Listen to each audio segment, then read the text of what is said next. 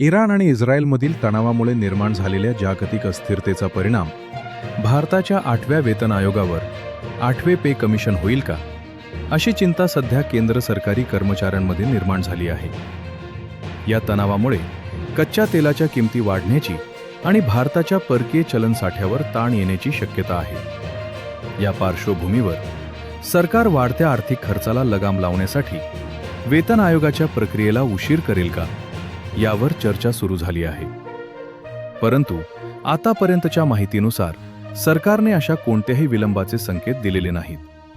उलट संसदेत दिलेल्या माहितीनुसार वेतन आयोगाचे काम नियोजित वेळेनुसार सुरू असून 1 जानेवारी 2026 पासून याची अंमलबजावणी होण्याची दाट शक्यता आहे.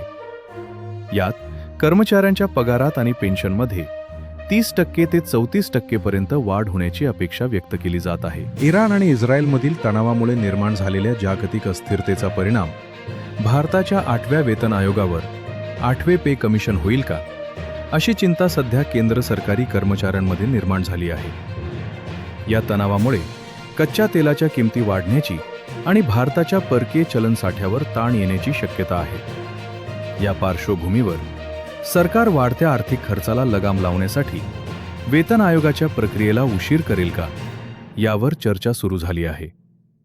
परंतु आतापर्यंतच्या माहितीनुसार सरकारने अशा कोणत्याही विलंबाचे संकेत दिलेले नाहीत. उलट संसदेत दिलेल्या माहितीनुसार वेतन आयोगाचे काम नियोजित वेळेनुसार सुरू असून 1 जानेवारी 2026 पासून याची अंमलबजावणी होण्याची दाट शक्यता आहे.